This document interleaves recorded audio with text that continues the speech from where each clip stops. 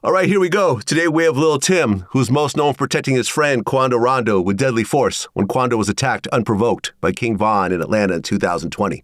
When we first spoke a couple years ago, Tim was still being charged for the shooting, so I waited until all the charges were dropped before reaching out for an interview. Well, those charges have all been dropped, so now we can speak about it. So long last, welcome to VladTV. Well, it's your first time here. I want to start at the very beginning. So you grew up on the east side of Savannah? Yeah, I grew up on the east side of Savannah. Yeah. Okay, and you were raised by your mom and your grandmother? Yeah, I was with my mom and my grandmother. Okay, how many kids were there altogether? Staying at grandma's house, you had really just my mom kids, so you like just me, my two brothers on my mother's side, and my sister on my mother's side, as kids-wise. Okay, and what was your relationship with your dad? Relationship good. It's just like he was always there for like sports and stuff. I didn't live with him, but the relationship's still good. He tries his best like to be there when he can and stuff like that. Not saying like he wasn't missing in my life or nothing like that, but I just didn't stay with him and be with him all the time. But we for sure kept a good relationship. Well, you said that growing up, your family didn't have it all, but you weren't living in poverty at the time. Yeah, it was stuff like that. You know, like stuff that you want, you probably couldn't get everything, but I wouldn't say like it was the bare minimum, but you couldn't get everything you wanted though. What do you think during that time was the hardest thing you had to deal with growing up? At that time, well, I wouldn't say elementary. I couldn't really say because I don't think I was like at that point where I really understand where everything was going on. But it's like in middle school, it's like you got some kids who got different pair of shoes to go to school with every day, and you don't. So you got shoes to go to school with, but you don't have a different pair every week. And then you got other kids who getting new pair of shoes every week. You still wearing like your same shoes that you started school year with. So it's kind of be like you kind of wanted to get a little more clothes and stuff or have more, but you really just had to take care of what you got and go from there. Yeah, like that type stuff at the beginning. Well, you said that in the beginning you were actually into sports a lot, football, basketball, etc. Yeah. Like elementary to probably like to middle school, I ran track, played football, and played basketball. Yeah. Well, you said that at one point you started getting caught up in the streets and then all the sports stuff started going out the window. Well, I kind of started getting caught up with it a little bit like middle school and high school, but it's like I still played sports, but it was interfering a little bit, but I didn't lose like football because I really love football, so I still played football all my years, but I was interfering in the streets a little bit though. Okay, at what age did you really start getting mixed up in the streets?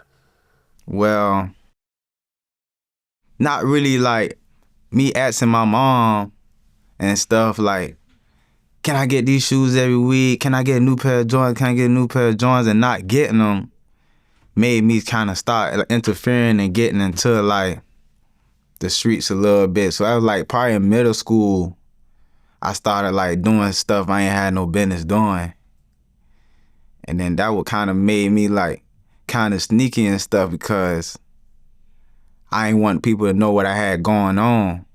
So I just did it on my end. And if you just knew, you knew, but it's like, it's not nothing I wanted nobody to know about. And it's like I wasn't doing it just to do it. I was doing it to get stuff I wanted. But at the time, it's like, I know I'm supposed to be doing it, but it's kind of making me happy because I'm finally getting what I really want. During that time, were you getting arrested at all or no? Nah, I wasn't getting arrested at all. So it's like, I wasn't learning my lesson. Okay, so at what point did you meet Quando Rondo? I met Quando like I met him a time before, but this didn't made us like, my first time meeting him was probably like high school, but like the beginning of high school around like 13, 14, 15 and all that. But that wasn't our first time meeting him, wasn't what made us real close. It was just a meet like, oh, this so-and-so, this so-and-so, and it kept going like that. But then it's like, as time was going by, before he was blowing up in the rapping stuff, he was already rapping. And we just started like, kept coming around each other and getting close like that. Now, it's around no type of age though, like 14, 15 and stuff like that. Right. And Rondo had been rapping by that time for years because he had been going through the juvenile system and rapping, Right. In juvie and everything else like that. So by the time you met him, was he kind of polished in terms of his style?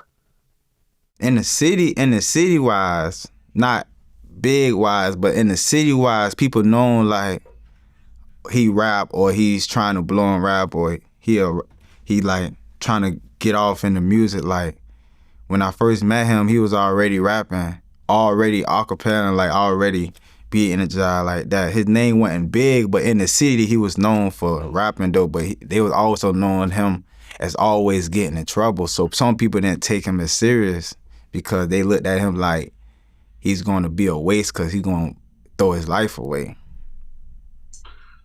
Well, right, because Savannah really doesn't have a long history of hip-hop artists that have really blown up. Right. I mean, Camouflage was on his way, but then he ends up getting killed in 2003. Right. So he never really got his full potential.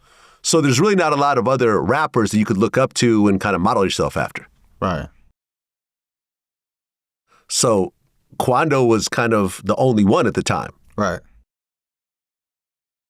Now, Lul Pab, when'd you meet him? I met Pab before I met Quando, so I met Pab probably at like,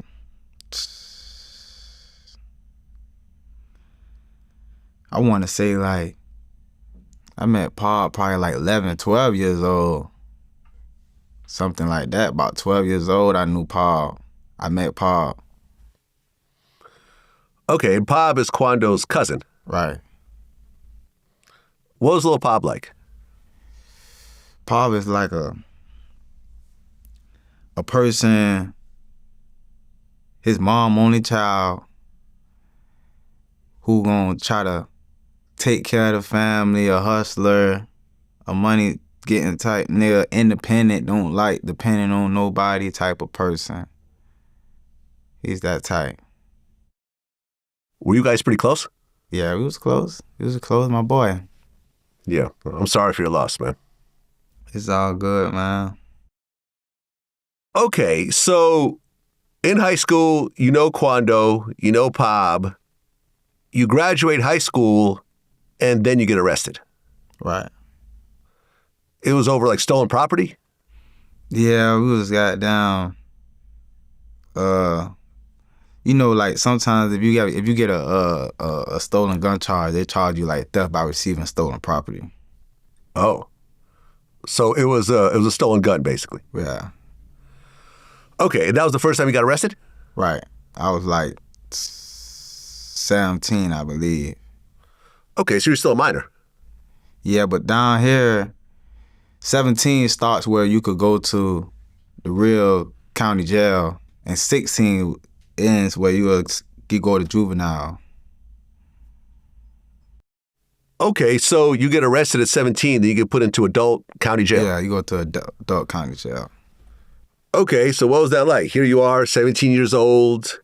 You're not the biggest dude. But you know what I'm saying? Like, how are you being treated in that jail cell? Like, just growing up, I always been a good type of nigga. Like, I have a good face card in the city and stuff like that. So me going to jail, I wasn't really worried about nothing really going on because I'm going to know people in here and people going to know me. And then all people ain't knowing that type of time. And, like, I'm a real respect the type of guy. So I wasn't really worried about that. And then it's like, how that night happened, they arrested us wrong and stuff. So I was already telling myself and my co-defendant, like, bro, we really good. Like, we don't say nothing, bro. They gonna let us out because they did us wrong how it had happened. Okay, so you get arrested. How long do you actually spend in jail before they let you out? Just like a week. Oh, okay. It Just was my simple. In and out. first time, so they gave us a bond. Okay. Did you ultimately plead guilty to that, or they dropped the charges? Nah, they dropped the charges. Cause like I said, like how they arrested us that night, it was 4 guys and they only arrested 2. So they really did like how they did their operation. They went wrong and the cops was being dirty. So not that same year, but like down the line, 2, 3, 4 years, they ended up dropping the case. Okay. So you had that, over your head for quite a while, wondering if you're going to get charged for that case. Yeah, but I never like been back to court or nothing. It just after that bond, after that, everything just been lawyers just saying like, just stay out of trouble. Hopefully they don't bring it back up and stuff like that. And eventually they end up dropping the case. Okay. So you're back on the street again. Now, Crips are sort of making their way around Savannah, particularly rolling 60s. Was that already around before, you knew about it? Or did that come around as you were a kid? That was already around before I even knew about it. That was already around. Okay. So how'd you get involved in that? Sure. I really didn't even get involved in it. It was just the area, really. It's like, sometimes it's like where you grow up at. It's like, it just be in your area or something like that. It's not really, it's like, sometimes you just be brought up in the wrong area, Okay, so meaning that if your grandmother lives on a certain street, they'll just assume you're a Crip, regardless of whether you're actually part of it or not. They'll just be like, oh, you stay in this certain area, so they might just think you are, even if you're not. Right. Okay. And you talked about how you lost 3 of your close friends in the streets. Yeah. Probably more. I done lost more than, 3 partners in the streets, but some of them all ain't from just like violence, Well, how many friends did you lose through violence around this time? What time would this be? Like, what age you want to say? 18, 19, 20, that time. Late teens, early 20s. 18, 19, 20. At that time, I probably only had lost like 1 partner to violence. More, like it was stuff going on, but it's like people from my side weren't getting killed though. Everybody was playing their cards how they were supposed to play them. But like probably just 1 person at that time to die from violence though. No more than 2. How did that affect you?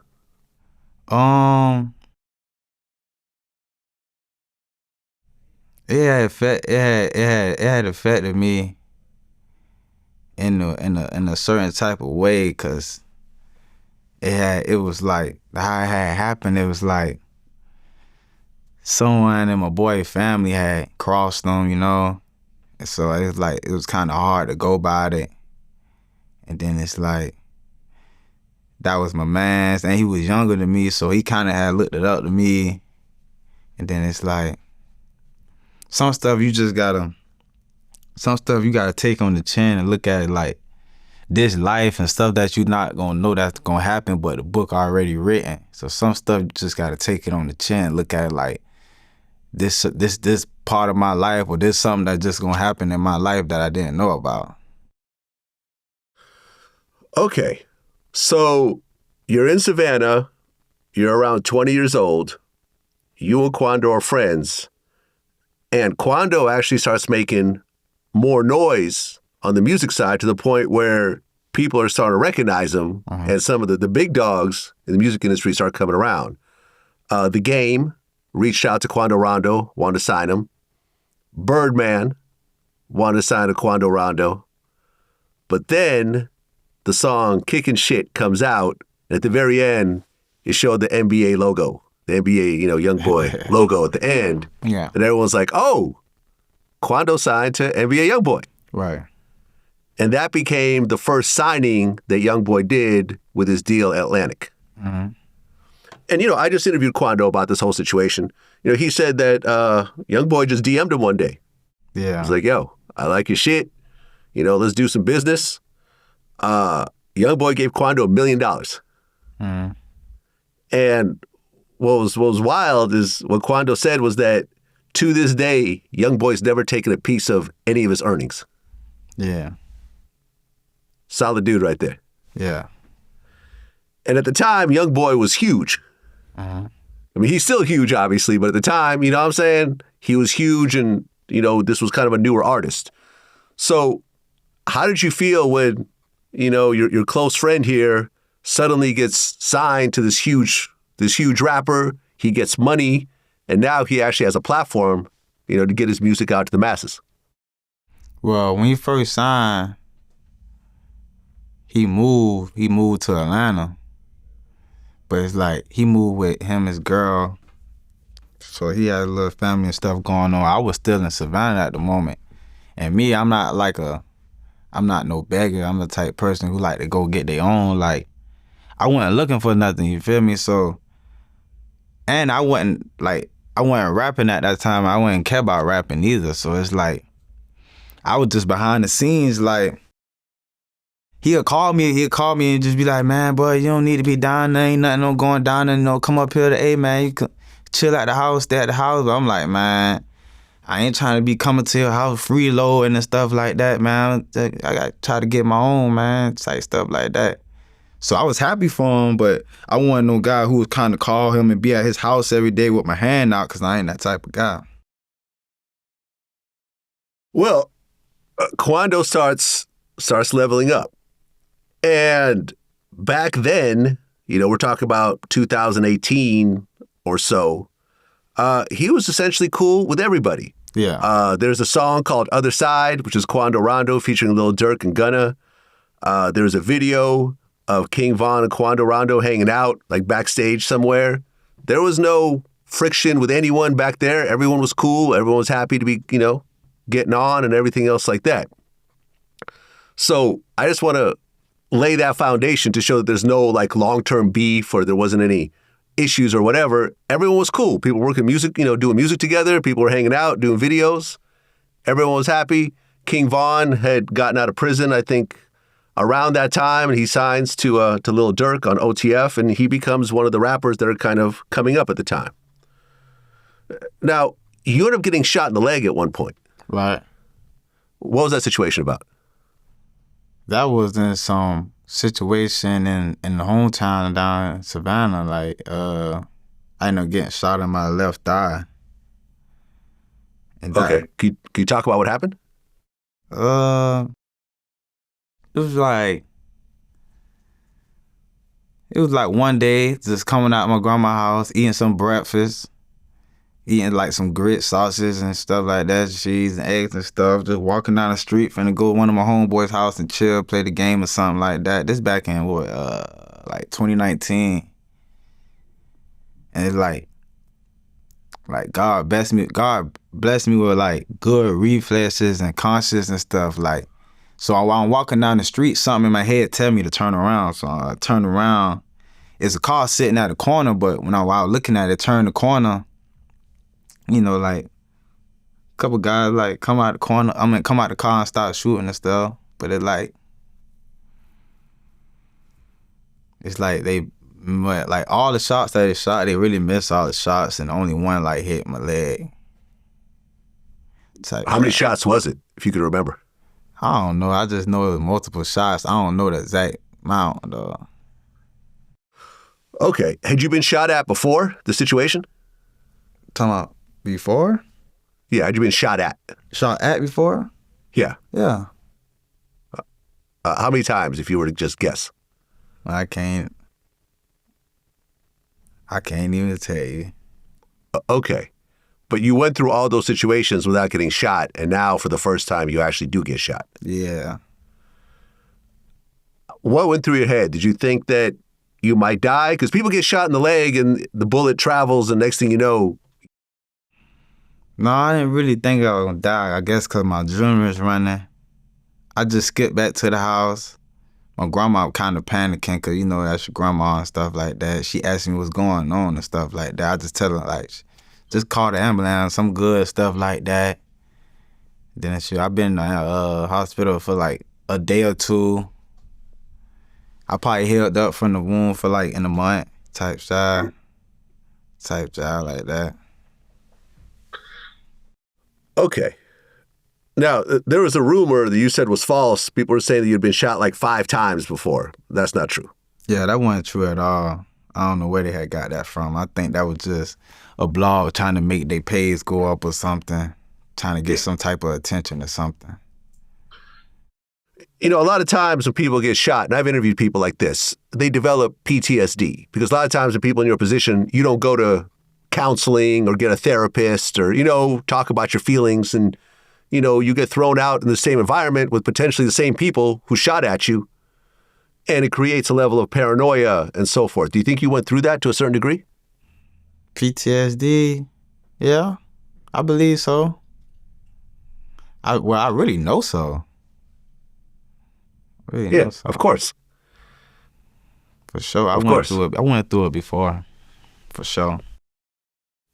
Do you ever think about getting therapy to kind of talk about that situation or the other situations you went through? Nah, because it's like,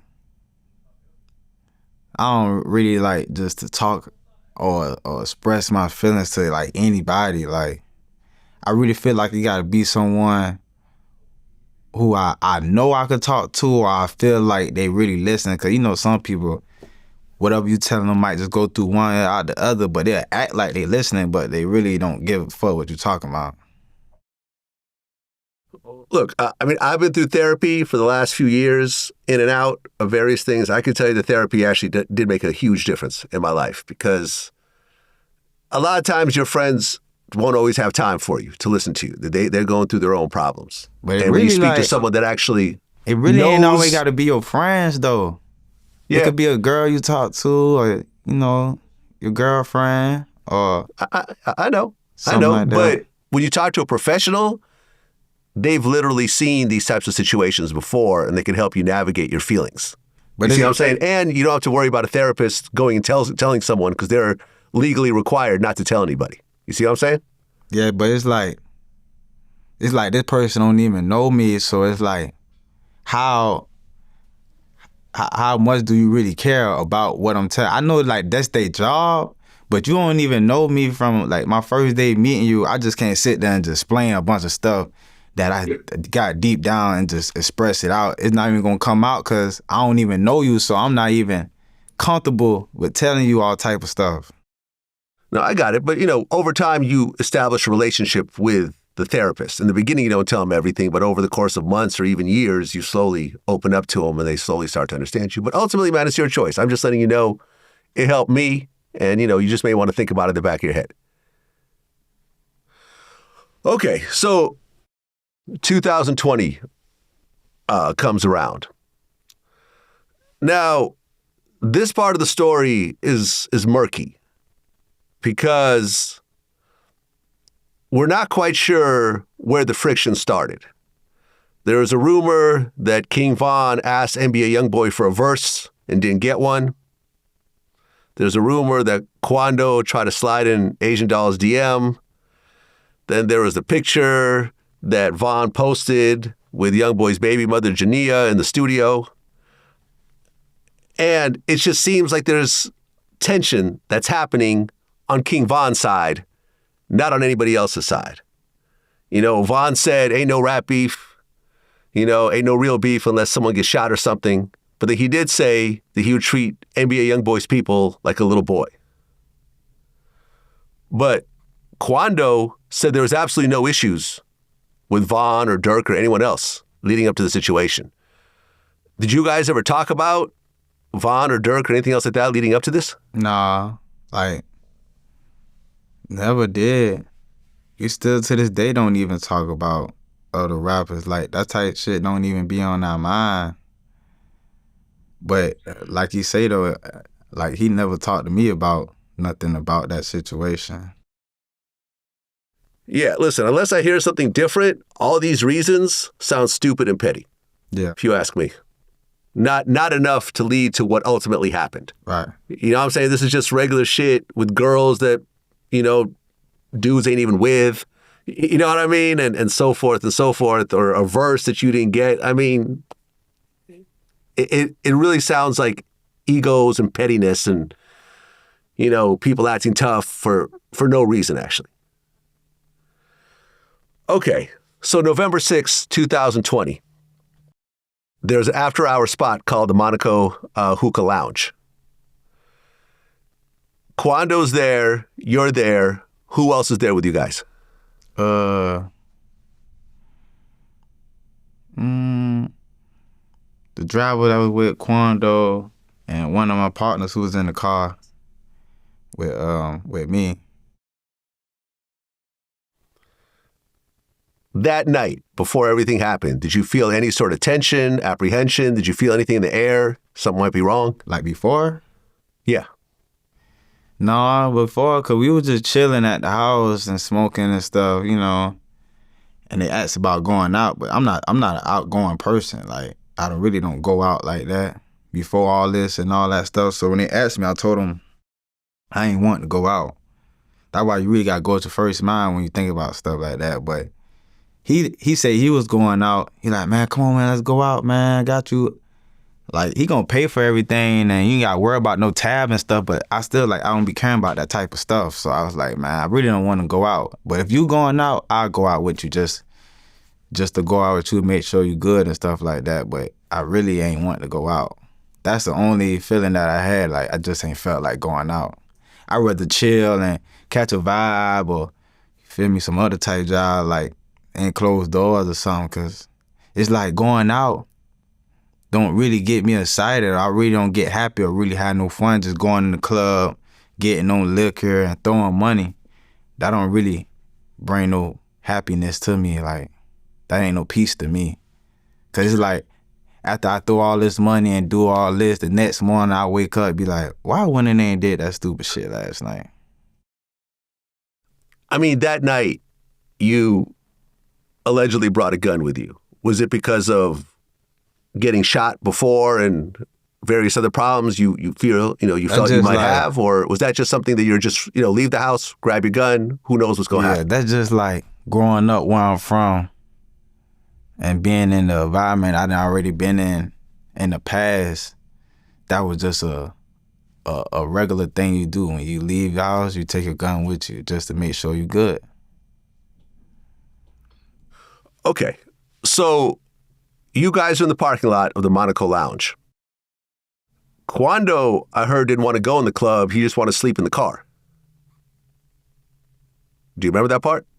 Nah, my partner was sleeping in the car. Well, okay. He wasn't all the way asleep, but he was like halfway there. And he telling him to get up. We finna go inside the club. Aha. Okay, but you guys never actually make it inside the club? Nah, I never made it in. Okay, so you guys are in the parking lot trying to figure out what you're going to do next. One of your friends is asleep. Quando's waking him up, getting ready to come in. Yeah. And in the same parking lot, King Von pulls up. And someone allegedly tells Von that Quando's in the same parking lot. And you ultimately see this on the video. Von gets out of the car, goes straight for Quando, and just starts hitting him with absolutely no provocation. There were no words that were said between the two. It seemed like Von just went straight at him and just started attacking him. All right. You were right there when it happens. What went through your head? Shoot. Like, I wasn't even paying attention to everyone who was in the parking lot, because it's like, I'm not even from Atlanta, so I don't know everybody in Atlanta, so it's not like I'm even looking for people to even know or be known. Like, I'm not even looking around to see if I even see some people I know, because I'm not even from here. So I was on the phone when it first happened, so you really could just, like, by me being on the phone and getting my partner all the way up, because he hadn't woke up, but he like, damn, we here already? Because, like, he had just dozed off. He wasn't even asleep for that long. So it's like, it was just like a shock or shocking, because, like, shoot, I was on the phone when it first happened, and I didn't even see him even walk up, like, and then I didn't even know it was even him. Feel me? So it's like, I didn't even look over there at them, because I wasn't even worried about nobody in the parking lot, because I don't know nobody up here. So it's like, I was on the phone at the moment when it had happened. Okay, and I just want to say that I feel you did the exact right thing. if I was in that same situation myself, I would expect my security to act the same way. Right. Okay.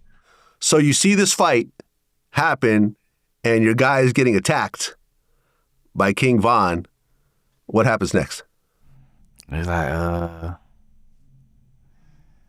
damn, it's like, soon it happened, I don't even know it's him. My partner look at me and I look at him like, damn, like both of us shot like, damn, what's going on? We don't even know why this even just happened. Like, feel me? We kind of clueless. But I just know, like, and on the documentary, I talk about most of this on the documentary I got coming out. So I'm not gonna like leak everything about it, but it's like in my head I'm like, why somebody fucking with my little brother? You feel me? It's like that's what's really going through my head at the moment when it first pop off. I'm like, damn, like, and then I'm knowing like we just got here, so I knowing he ain't did nothing to nobody out here for somebody to really want to do something to him. So in my head, it just going through my head, it's like, damn, why somebody fucking with my little brother? Type shit. That was really going through my head. Well, you end up pulling out. But I'm gonna protect the person though. It's like, any brother I have or any sister I have or any family member I have, if anybody is bothering or doing something to anybody who I love, I'm gonna protect them regardless of what's going on. It's like, that's just who I am.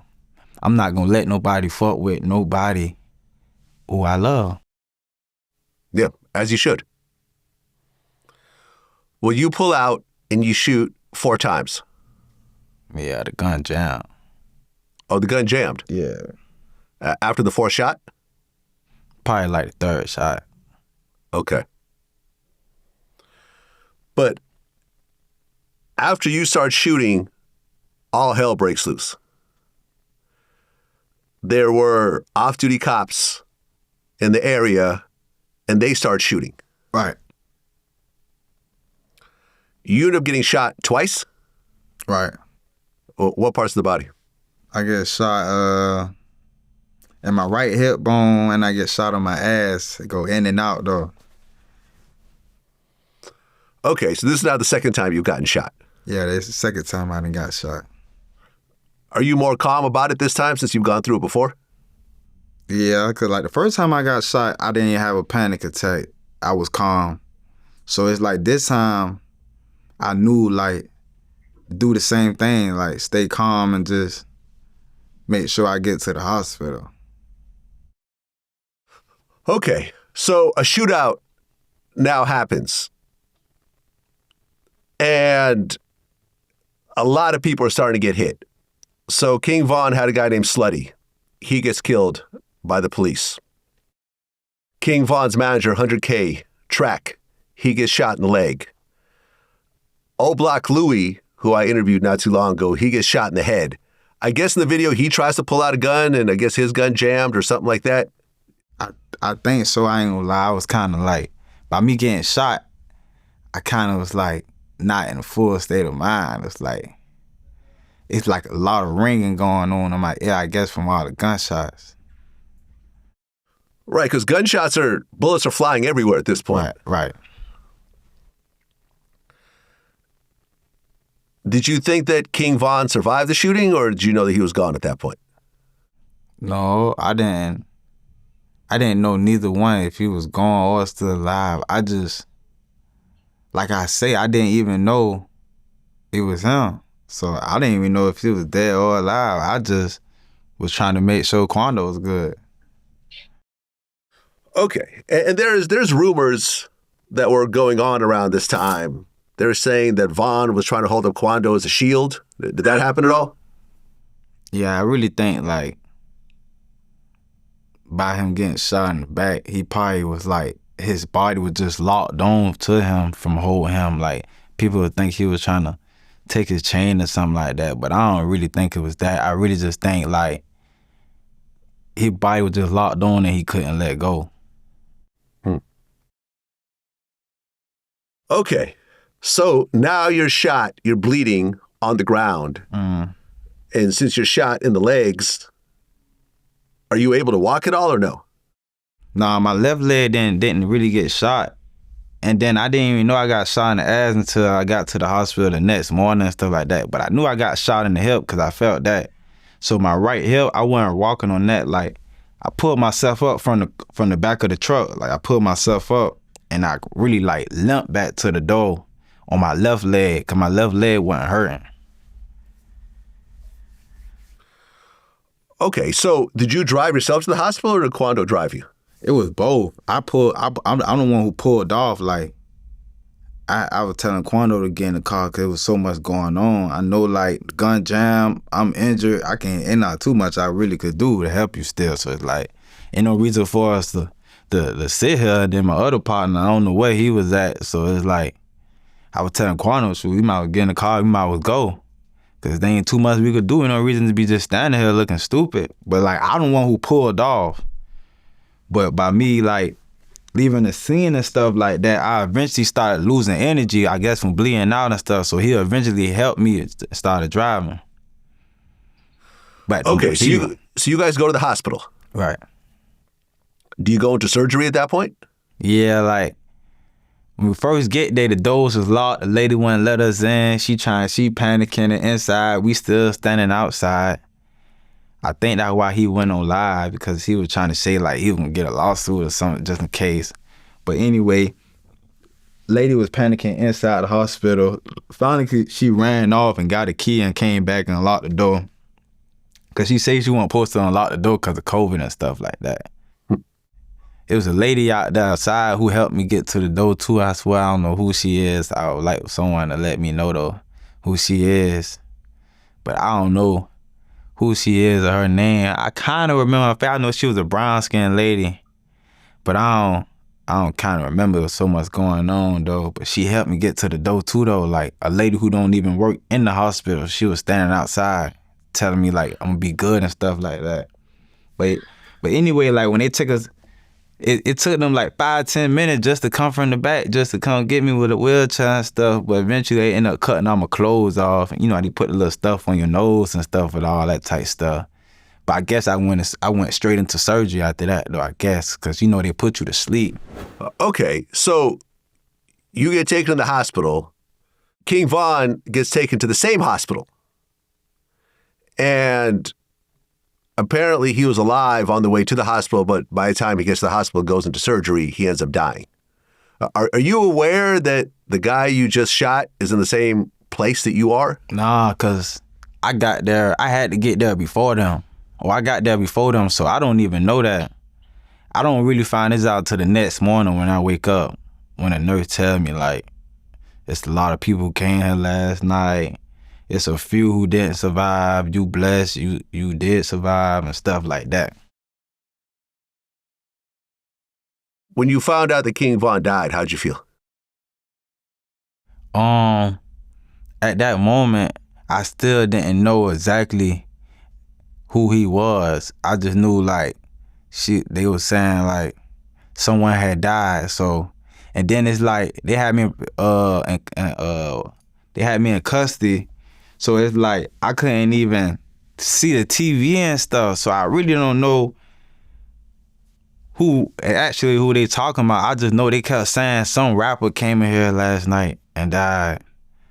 So I really didn't know who they actually was talking about. So, but in my mind, when I'm waking up, I know what happened last night. But in my mind, I just know like shit, I was just protecting my little brother.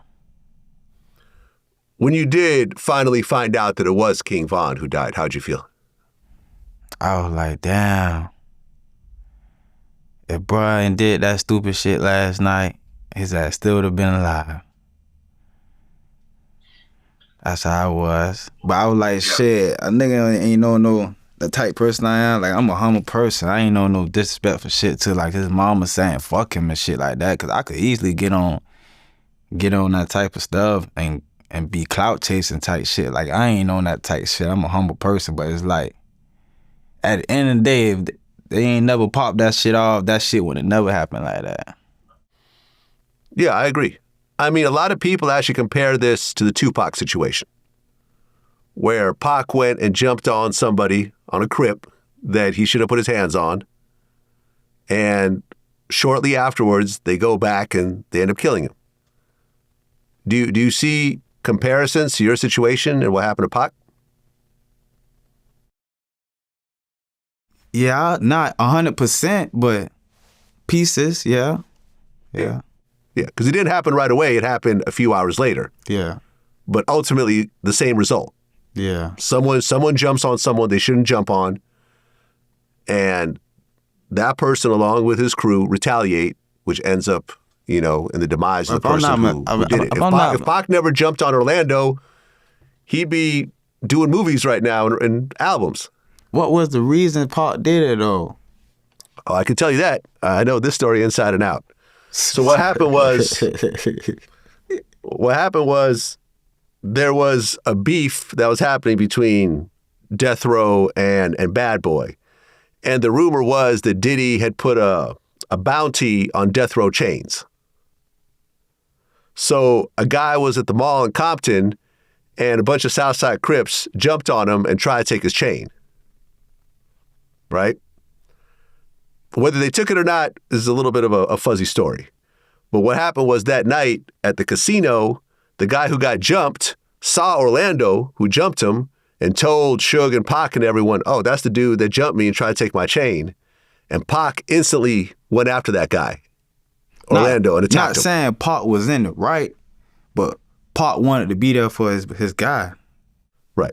Not saying it's the right thing to do, but I'm just saying he wanted to be there for his guy. See, that's why I say it has some similarities and some not, because it's like, right. It's like Quando ain't did nothing. I agree. It's not a apples to apples. Yeah. Certain parts of it. You're right. Pac wanted to be there for his guy, but also he had people to handle that for him. He didn't have to do it himself. Right. You know what I'm saying? Okay. So you're in the hospital, you were shot yourself, and then you actually get arrested for the shooting? Right. Like a couple of days later in the hospital, they come chain me to the bed. Okay. So now you're chained to the bed, you're shot, 2 bullet holes in you. And what are they charging you with at that time? They don't even tell me what I'm charged with. He just come in there. I see the handcuffs. I'm like, oh, I know what he finna do. He like, what did he say? He say something like, you're not charged. He said, you just detained right now. You just detained right now, but you're not charged. He said something like that. But in my head, I already knew what was going on. So I was like, yeah, all right. Like, whatever. Okay. Depending on how things would have worked out, it could have went very different directions. So you're being charged with murder in the worst case, right? Potentially. Yeah. So how are you holding up knowing that, man, I might catch a murder charge over this and I might have to spend the rest of my life in prison? It's like, damn. It's like, boom, I don't really find out I get charged with murder until I get to Fulton County, because they never told me what I was charged with. So when I finally see my charge, I'm like, damn, they charging me with murder. Like, they don't say first degree, they don't say that, it just say murder. So I'm like, damn, they charging me with murder. I'm like, I finally chop it up with my lawyer. He telling me like, man, you got so many people who trying to take your case. You got this, and this. This a high profile case. He like, it's beatable though. He was like, I watched the video. You could get self-defense off this, and that. So he telling me that, this, and that. I'm like, all right, like he telling me good news about it. And me knowing how it happened and how it went down, I'm like, yeah, I really could get self-defense. So I'm knowing like, they probably gonna come at me with a couple of deals or something, but I'm knowing like, if I take this to trial, 12 jurors all along gotta say the same thing. I'm knowing they saying like, they looking at this like, hey, not saying I know, I'm just saying like from my own perspective, I'm like, if 12 people look at this, all 12 of them is not gonna agree that I should get life about this. Yeah, but keep in mind, you are in the South. You got racist jurors possibly on that jury. Yeah. They're going to paint you a certain type of way. So although you are confident in the back of your mind, I'm sure you're thinking, but it could go the other way. Right. Right.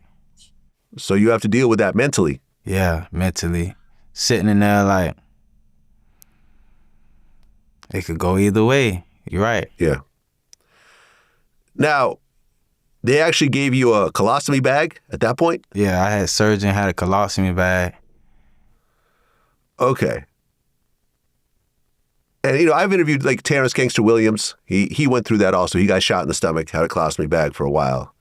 I mean, how hard was that to deal with? Now you basically have to shit through a bag. Yeah, that was kind of like, that kind of threw me off, because it's like, I always heard about a shit bag, but I never had met a person in person actually seen the real shit bag. So like, I always heard about it or seen it on TV or something, a movie or something, but I never had been right next to a person who had actually a shit bag and told me how this work and this and this and that. So I'm asking the doctor 21 to 50 questions like, damn, well, what's this? I'm on this forever? Or like, you say I gotta shit out of this, so I can't shit out the regular way? Like, then he tell me I'm on a liquid diet, I can't eat this and that. I'm like, damn. I'm really they trying to tell me how this shit go, or how I need to learn how to do this, cause when I get to jail, they ain't gonna help me with this. I'm like, I'm all fucked up right now. I'm like, I'm in a colostomy bag, I'm charged with a murder, and I'm shot up. Right, just bad all around. Bad all around. How long were you in that bag? I've been in the bag, so it happened in 2020. I ain't get out the bag until I had surgery like April 20th, 2022. Oh, 2 years later. Yeah, about a year and a half.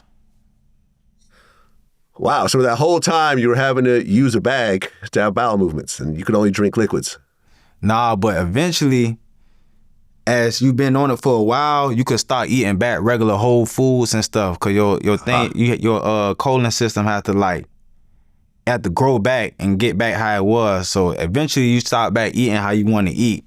Don't eat nothing too crazy, then your bag go too crazy, but eventually you'll be able to eat how you want to eat. How did it feel to finally get that bag removed? Man, I told every doctor, every nurse, every surgeon who was in there, like, damn, I could just give all y'all a tip. Like, I just give y'all some extra money. I know I got to pay y'all back somehow, but I just wanted to tell them how thankful or how blessed it was, because doctor told me I was only going to be on it for 6 months to a year. So after a year passed by, I'm like, I'm supposed to be off by now, but it ended up taking a year and a half.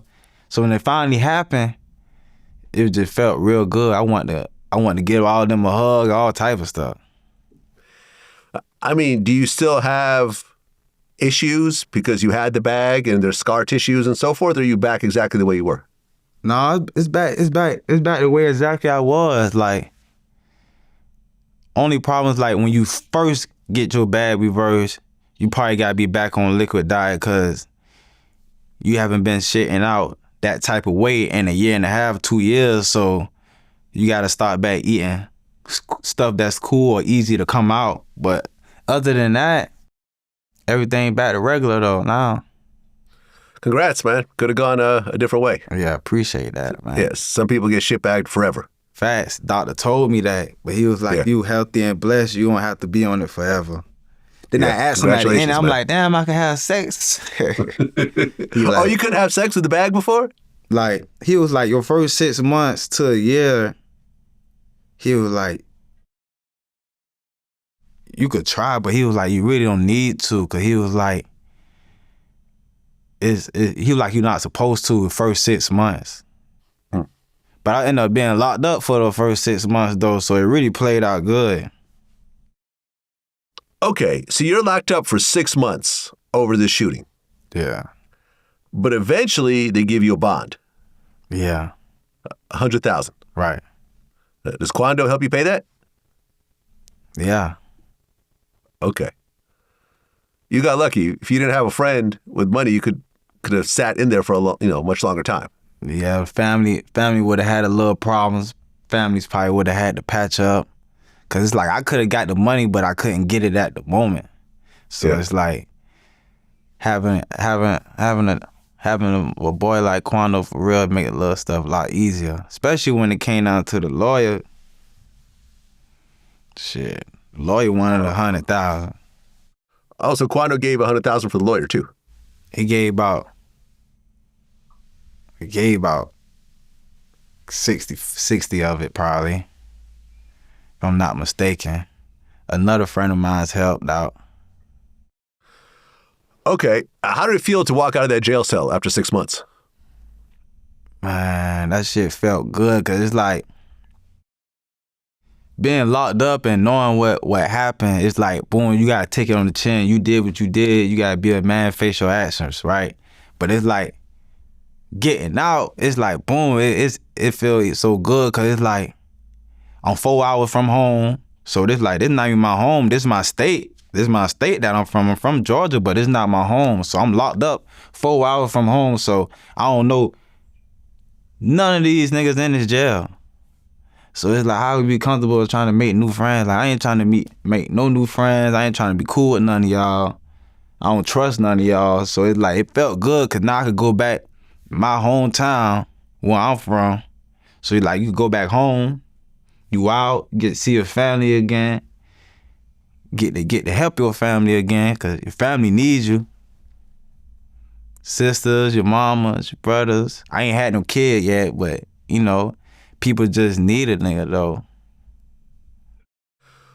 Well, you get out, but the charges are still kind of hanging over your head for a while. Right. But then, August 2023, all charges dropped. Right. But I don't find out until June. I don't find out till the second month. I'm at the second week of June. Okay. When you found out that all the charges are being dropped against you, how'd you feel? My mama surprised me. She made it seem like it was a emergency. She kept calling me like, Tim, like, come here, I need your help. Ooh. So I'm at my homeboy house. She making it seem like it's an emergency, but not a panic emergency. So she like, I'm calling her like, all right, I'm about to come over there. She called me back 10 minutes, like, you on the way? I'm like, damn, is that bad? I need to come now? So I still got the monitor on and stuff, so I'm like, damn. So while I'm on the way, I'm about 10 minutes on the way, she called again, like, you on the way?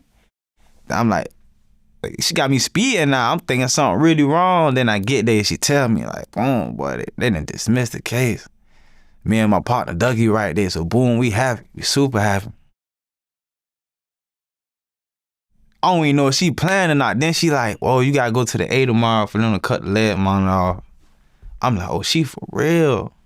This shit over with. Quan don't even know yet. Like, ain't nobody know. Like, just me, my mama, my grandma, my auntie, and my partner. Only ones that know at first.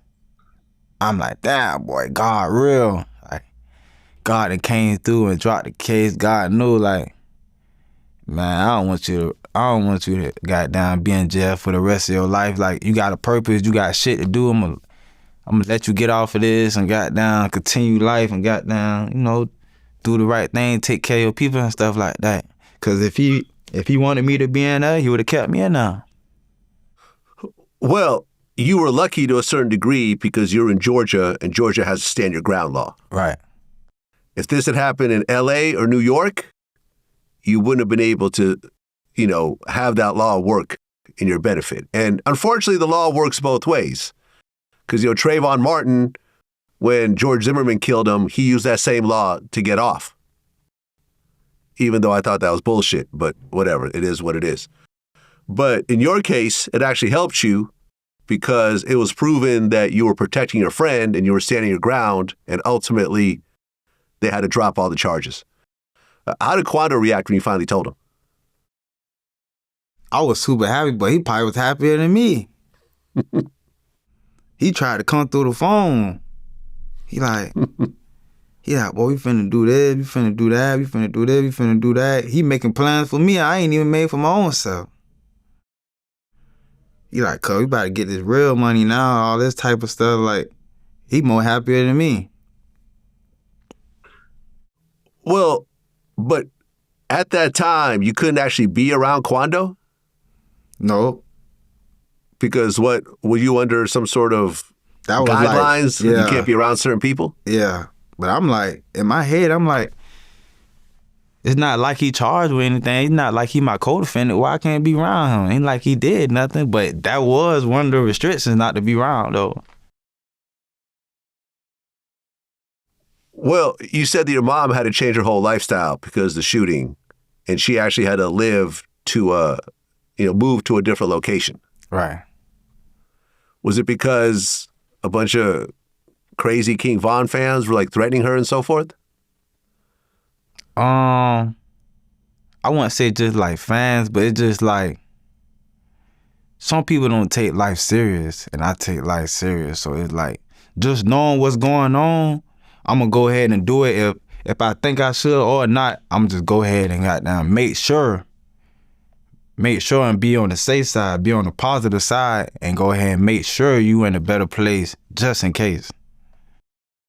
Yeah, that's smart, man. I don't understand why people just sit around for things to happen as opposed to being proactive about certain situations. Then it's like if it was to happen, I hope it don't, like no jinx or nothing like that. But then if it happened, he like, boom, you knew better. You knew you should have did that. Yeah, so it's like, go ahead and do it. Now, there was a rumor around this time that there was a $1 million bounty on your head. Yeah. Did you hear about it? Yeah. How did that make you feel? It's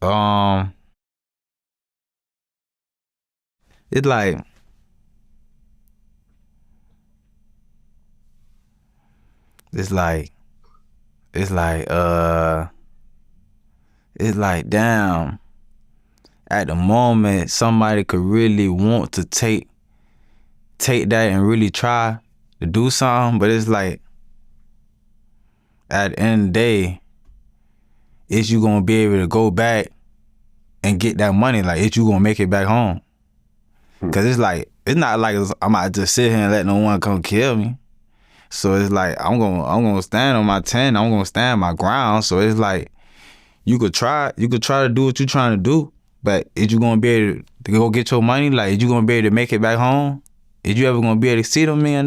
Like, you could try though, and that would be just your dumb choice. But it's like, it ain't that sweet. It ain't just like that. But I just looked at it like, shit, that's their opinion. That what he say. Oh well, like, I done been in shit before, and people gonna say they gonna put money in my head or had money in my head before. It wasn't that much money, but it's not nothing I ain't been through before. Well, yeah, the rumor was that Quando had the same amount on his head as well. Yeah, so it's like,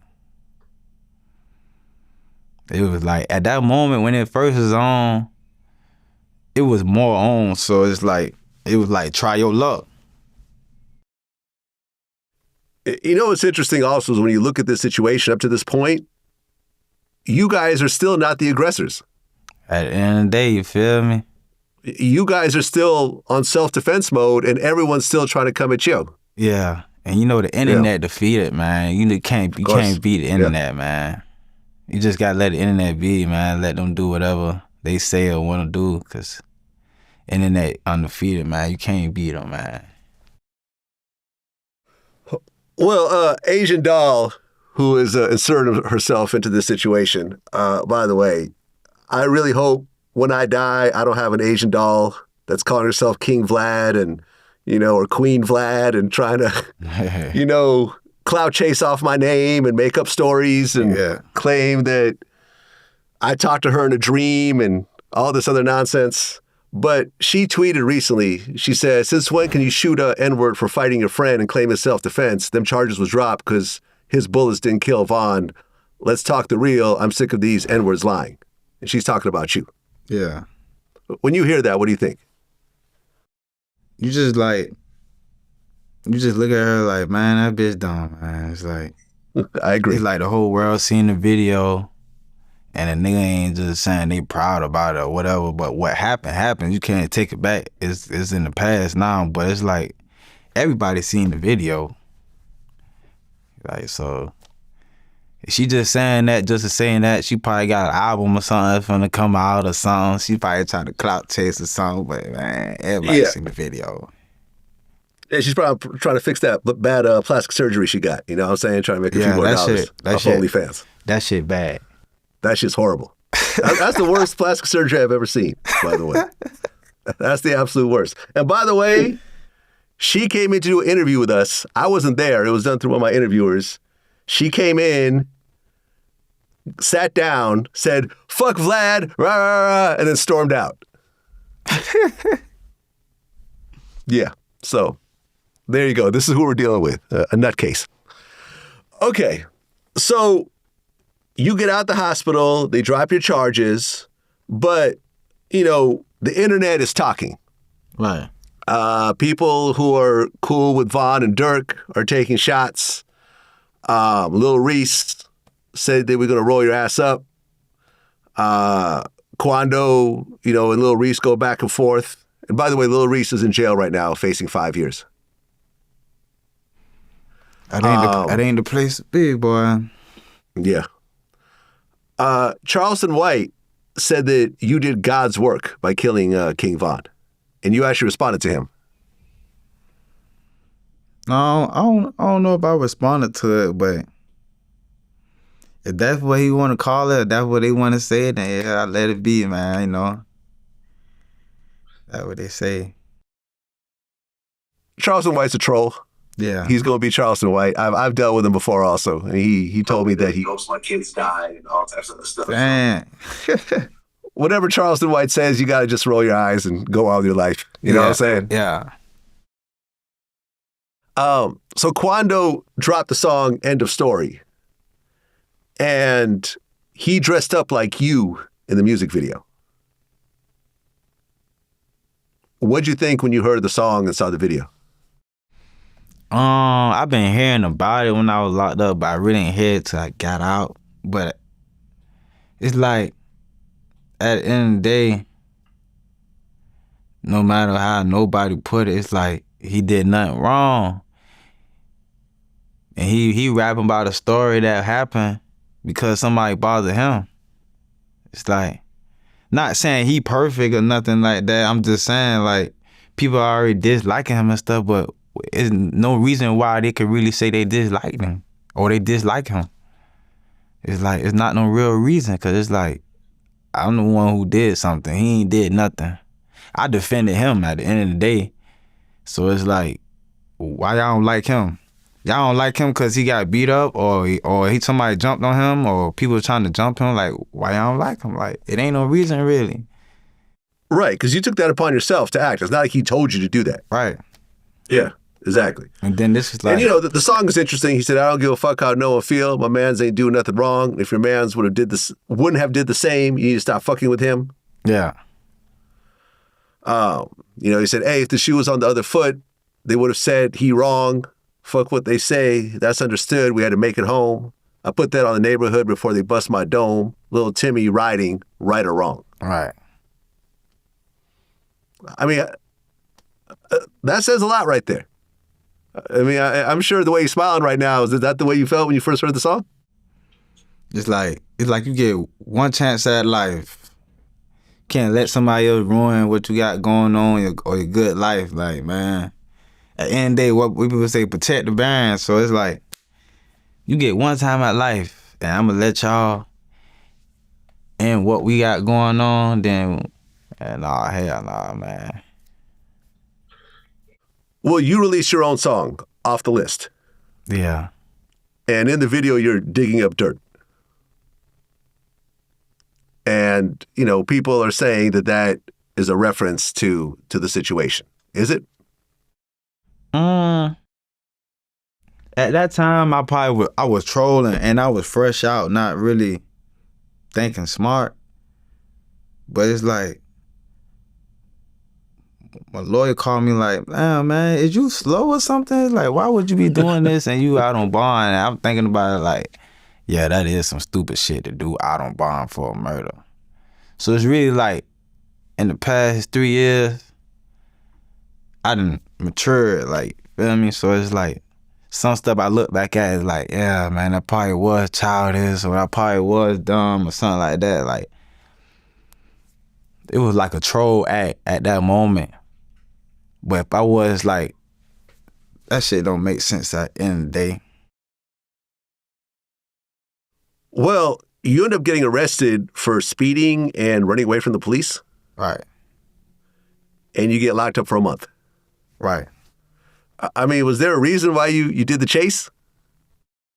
It's like, I was fresh out. I only had been out for, damn, how long was I out? I want to say I was out for like 4 or 5 months. And I had like 15,000 on me. And down here, it's like, they gon' take your money. I'm trying to tell these folks I could show them where this money come from or how I got this money legally, and they still ain't give me my money back. So it's like, that wasn't the only reason, but that was for sure a reason why I know that they gonna charge me with money laundering, and it's clean money. Like, I just got this money out the bank. Yeah. Okay, so you basically didn't want the police to steal from you. Yeah. And I had a zip of weed on me, so that's like a felony down here. But it's like, man, weed should be legal everywhere. Yeah, I agree. I don't know why they ain't passed that law down here yet or on the East Coast yet, but man, that'd be some petty ass shit down here. Yeah, I agree, man. I smoke weed every day. And it's legal. It's legal in New York and LA where I'm at most of the time. But yeah, when I go down to Savannah, it's illegal. Or Georgia or Atlanta, it's illegal. Feel me? Like, yeah, stupid. that shit is stupid. Yep. Okay, so... Then if you got money and weed on you, they gonna look at it as drug money. I got 15,000. Y'all trying to say I made all this off one zip? Like man, damn. Yeah. Okay, so right around the end of 2021, Quando has a show in Blackshear, Georgia. After the show, I think they were at a little corner store, and a car pulls up and opens fire on them. And one of the guys in Quando's crew ends up getting shot in the hand. I'm not even sure. Were you there with him that day? Nah, I was on house arrest. I couldn't even go outside. When you heard the news, though, what did you think? I was like, damn, y'all moving sloppy. Like, y'all know what's going on. Y'all know what's in the air right now. Why y'all just sitting at the gas station goofing around? Like, y'all moving sloppy. Y'all know y'all supposed to be just lollygagging at the gas station for nobody to even try or attempt something on y'all, knowing what's going on at this moment. So you're upset with him, feeling that he could have been more militant in the way he was moving. Right. Yeah. Okay, so then 2022 rolls around. November. NBA Youngboy and Quando Rondo release their joint mixtape, 3860. Yeah. And I'm going to say this, and I told Rondo the same thing when I sat down with him recently. That is my favorite album from Youngboy and Quando Rondo. When I look at all their projects individually, the two of them just sound great together. Yeah. And I feel like Quando saved his best verses and his best songs to do the collab with Youngboy. I feel like he really put his foot in it. Like, okay, here's my chance to really have this huge project. I'm not going to do no throwaway shit. I'm not going to just freestyle in the booth. Like, I'm going to take this really seriously. Right. And and if you know me, I don't just throw around these types of things to anybody. You know what I mean? Like, I was dead serious. I listened to that album over and over and over again. I'm not just saying because you in front of me. I love that project. Y'all two sound, y'all like Kobe and Shaq together. Sure. Appreciate it. Great project. Appreciate that. It's interesting, though. Youngboy said he didn't want to drop the tape originally. I guess Quando had to talk him into it at some point. Yeah, it's like he ain't wanted to say, I don't know like 100% everything, but I know he wasn't saying like he didn't want to just drop the tape, like I don't want to drop this with you. He was saying like, let's wait. I don't want to drop it right now. He was saying like, but Quando really wanted to get it out because the label was saying certain stuff to her, like how they felt like they were talking about certain people in the song, but I'm like, this the industry at the end of the day. It's not like y'all really care about a nigga lives. Y'all just care about making the money off of them.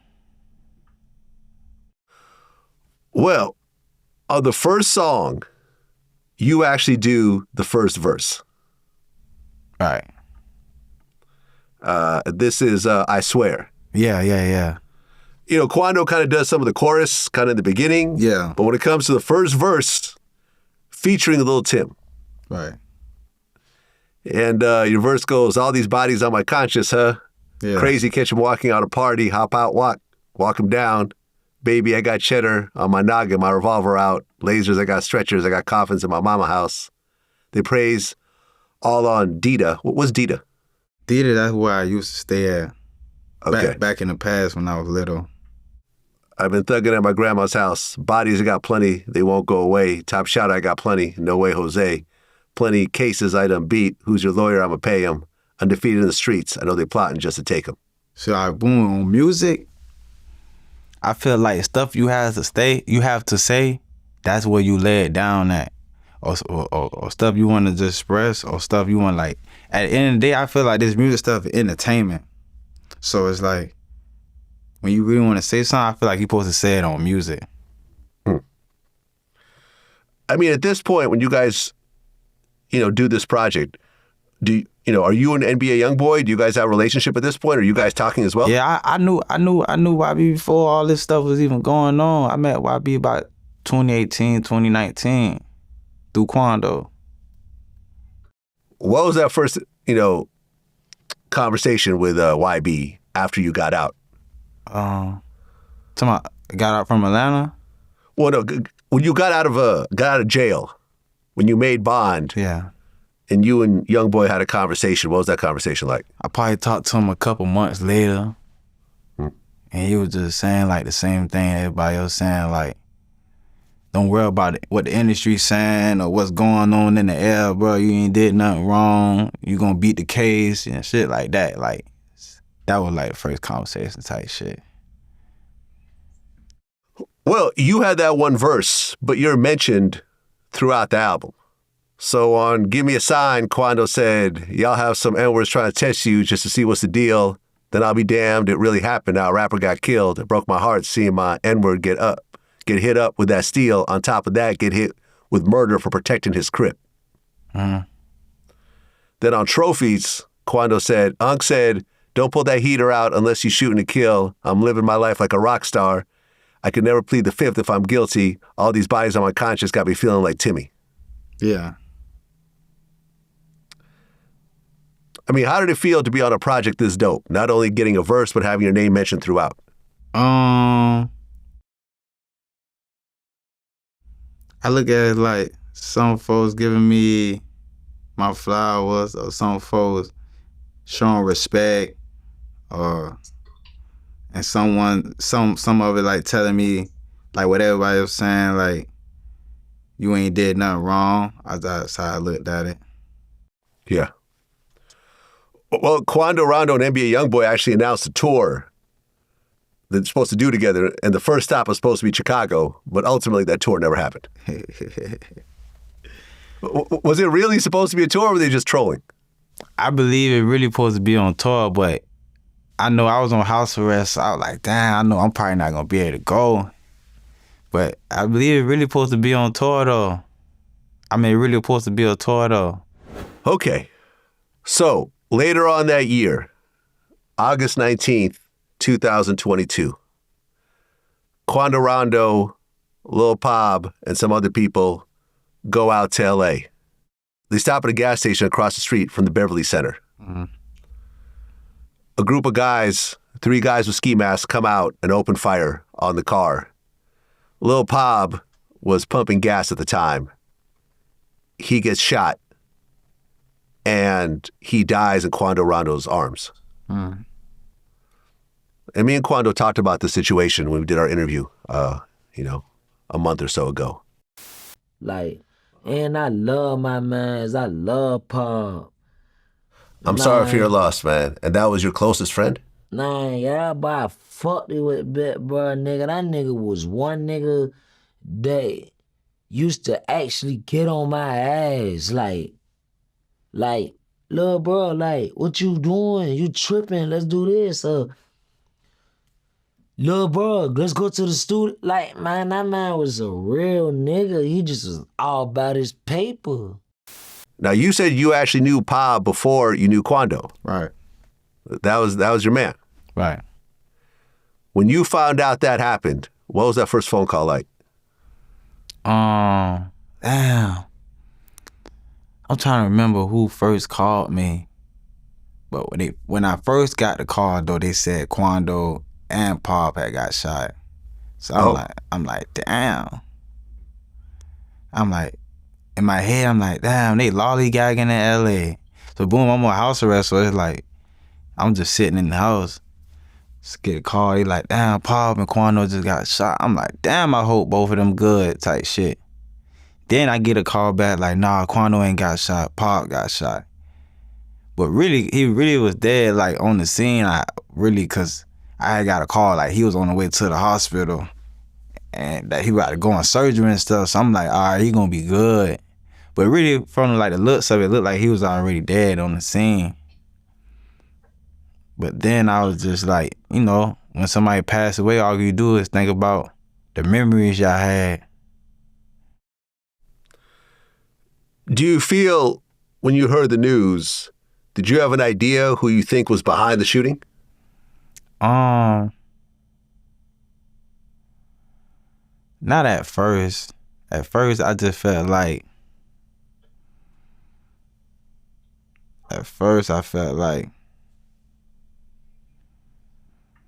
damn, ain't no telling. Like, somebody could have seen them and gave somebody a call, and somebody probably gave her assist or played her assist in or something like that. That's all I was thinking about.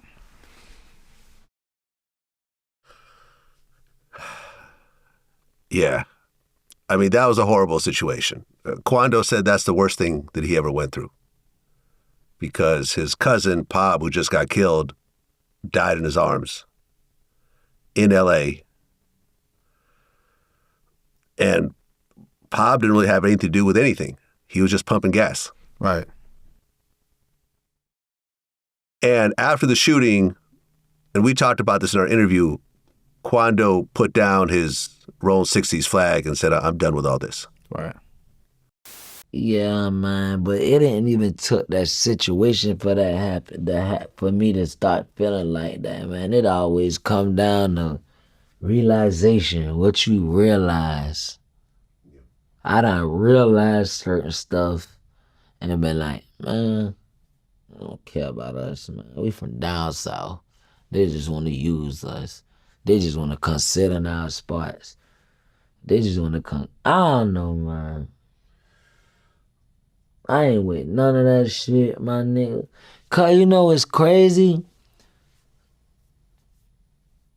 Stanley Tookie Williams resigned from Crips. You know that? Yeah. How did you feel about that? First, I was like, just because this happened, that ain't no shit to do.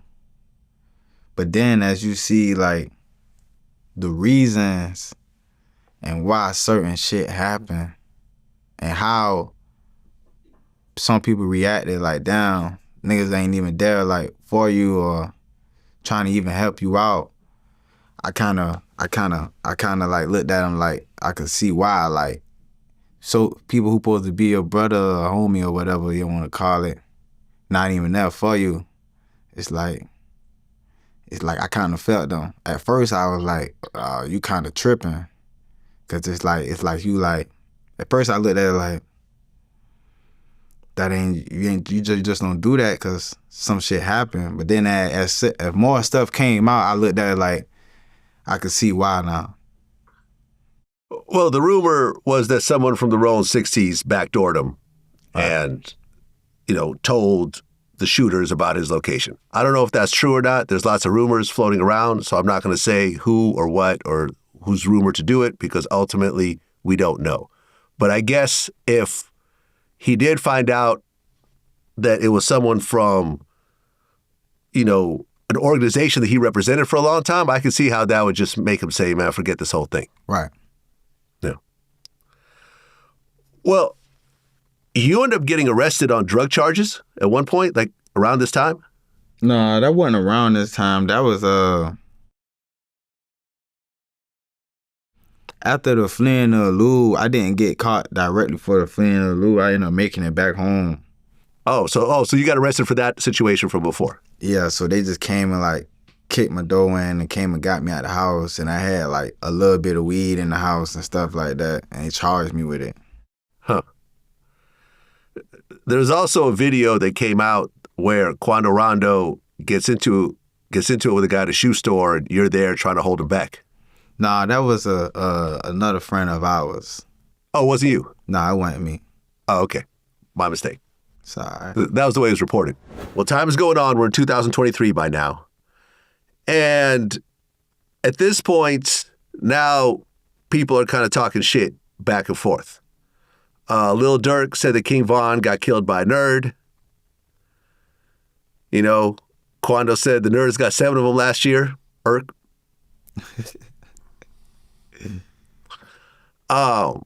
And there's this whole thing like slide for Von, all that type of shit is going all over the internet.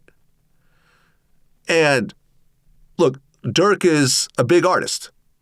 Von was a fairly big artist. So you have a lot of fans that are just going with their favorite artist. They don't really care about who's right or who's wrong. It's like, well, I like this guy's music, so I'm going to antagonize the people that he doesn't like. So seeing all the comments and everything, and I'm sure you were getting death threats from a bunch of randoms, like I do sometimes. I mean, did that bother you at all, or was it just whatever? Nah, it don't bother me because, like I said, I done been through this type stuff before. Not probably as big, but I done been through this stuff. Like, stuff like that don't bother me. Like, I don't even condone in that type of stuff. People be saying this and that. I be like, I just let it go out the window, man. Well, Quando said that he felt like he was blackballed after that situation. A lot of people canceled shows and people didn't want to do verses with him and stuff like that. Yeah. Did you see that happen? Yeah, I really did. And now you got people who be trying to hit him up and do stuff. Now it's like, damn, where y'all been at? Right. Shit sad. Yeah, man, listen, if you look at everything I've done publicly, I've always been like, Quando and Tim didn't do anything wrong. This guy took it on himself and ultimately paid the repercussions for his own actions. So for anyone to feel differently, you just like a certain rapper more than they like Quando. Just admit that's what it is. It has nothing to do with logic or what's right and what's wrong. Because like I said, you were cleared of all charges. He had no charges. So it is what it is. But then Quando ends up getting into a whole bunch of problems legally. His house gets raided. They put him on $100K bond. They try to get his bond revoked after he crashed his car. And then ultimately, he got indicted on federal charges. And we went through the charges in our last interview, and it's so clear that he didn't do anything. I know Quando Rondo is not drug dealing. That was one of the charges. Yeah. But they're basically trying to charge him for what other people are doing around him. Right. And ultimately, he pled guilty to a federal drug conspiracy charge and to willingly joining a gang to obtain and distribute more than a dozen kilograms of marijuana. And he's going to be sentenced in December. And like I said, man, I was upset when I heard this because I'm like, Quando's got hundreds of millions of streams. He got paid shows. Quando is not selling marijuana. But yet, he's facing a potential 5-year sentence, which next month they're going to give to him. How do you feel about the whole situation? I feel like he just ready to get it over with. Hopefully he don't get as much time as they trying to give him, because it's not like it's true. He just ain't want to take it to trial, and they have some bullshit on him. So he like, man, I'm gonna just take this little deal and get it over with. Then it's like, you know, try to make sure, even though he gonna make sure his daughter good, but like, you know, try to be there for his daughter while he gone, stuff like that. Try to goddamn. Cause I can't hold him off on the rap. Nah, I can't rap better than him. No, he's dope, man. You Not too feel many me? people can rap like Quando. Yeah, so it's like I could just try to hold it down the best I can while he gone, rap wise and stuff like that. But other than that though, man, you know, just try to beat up for him like he'll beat up for me. Well, Quando talked about how, you know, law enforcement tries to paint him as a gang leader, kind of like they did with Young Thug, who recently got off Right. and got time served. Do you think that's a similar kind of comparison? Yeah, a little bit. They try to force their hands on certain people where they feel like they just want or something, or got away with something, but it's like they be thinking he got away with something that he ain't never done. Yeah. And then they just get mad, like some people around him might do some bad stuff, but yeah, y'all can't make him take no time for nobody else. Like they done did that, like take that up with them. Yeah. How do you feel about Young Thug getting time served after being in prison for over 2 years? I like shit. I don't really know Young Thug like that. I never met him or nothing like that. But you know, when I see that, like I wish jail on nobody. I know his family. Glad to see him come home. Glad to see him out of jail. Like I don't wish jail upon nobody. That place ain't, I wouldn't say that place isn't for nobody, but I know it ain't for me. So I know if I was in that predicament, I want to go home and be with my family. So I look at it the same way for somebody else. Like you gotta put your feet or your shoes in somebody else's shoes. Like shit, welcome home. That's how I look at it. Well, during this time, NBA YoungBoy ends up getting arrested. He ends up violating his probation, and he gets hit with 63 drug charges, allegedly calling in prescriptions. And he accepts a plea deal on his federal gun case. So he got 2 years and 5 years probation. Were you talking to YoungBoy at all during this time? Not recently, but while I was on house arrest, I was. We don't talk like every day, but you know, we stay in touch though. Yeah. Yeah. Okay. So, just recently, Lil Durk and 5 other people get arrested by the feds for a murder for hire charge, which left Quando Rondo's cousin Lul Pab dead. Mm. So I went through the paperwork carefully, page by page, not only in Lil Durk's indictment, but also the 5 other guys that got indicted. And I went through it piece by piece. So this is the story that the feds lay out.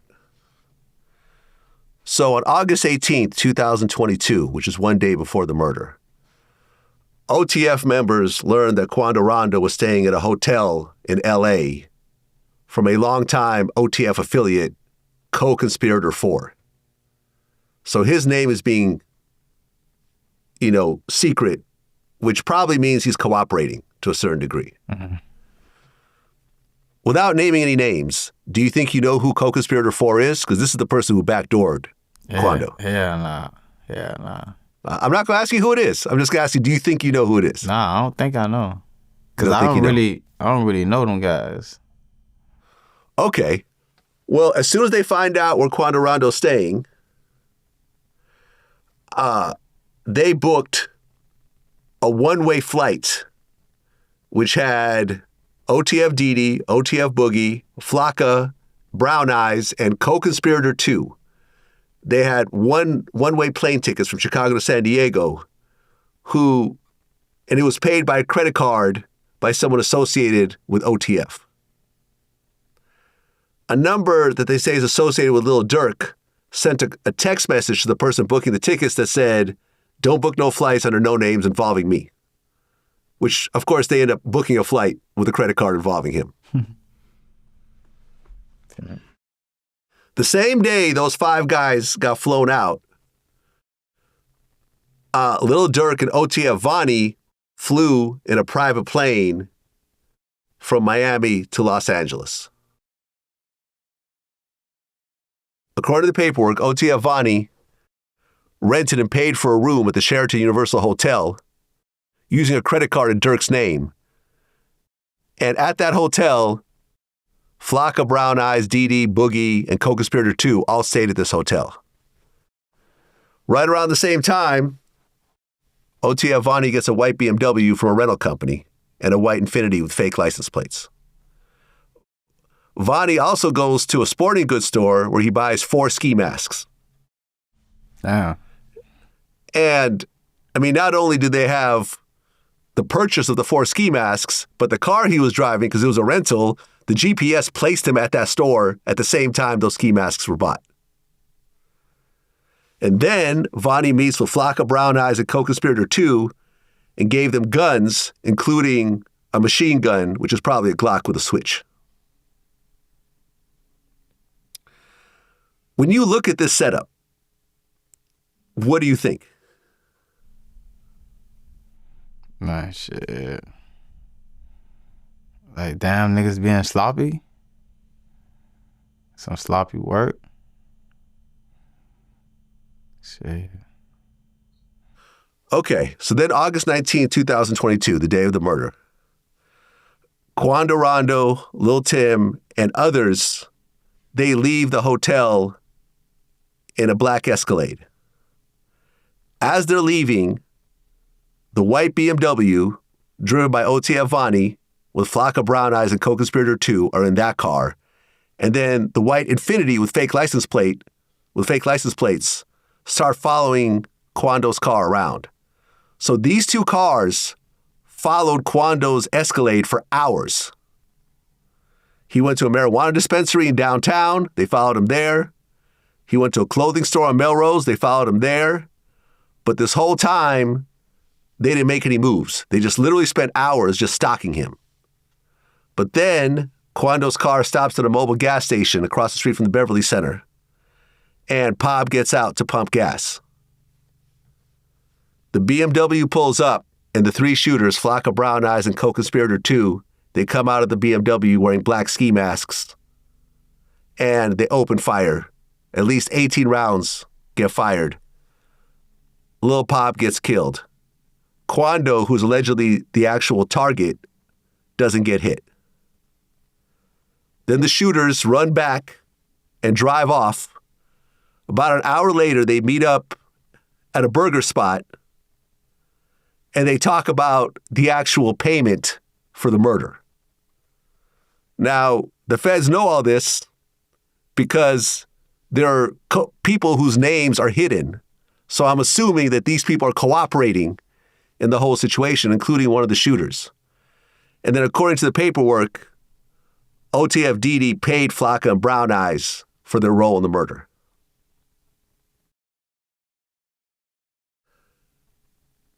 I used to always say in my interviews that if you have beef with somebody and you're a rapper, let's say, all you have to do is move out of your city, go to a different state, because no one would be stupid enough to get on a plane to try to kill you because there's too much paperwork and too much of a trail, and the chance of you getting away with it is 0. I said, no one would be stupid enough to do this. But Lil Durk seems to be that stupid in order to do it. Because he went and flew out 5 guys under a credit card according to his name, put them up in hotels, flew in with the guy who got the guns, got the ski masks, and was the driver, and they go and kill a target, which they ended up even missing, and end up killing the wrong person. When you see this whole story laid out right now, how do you feel?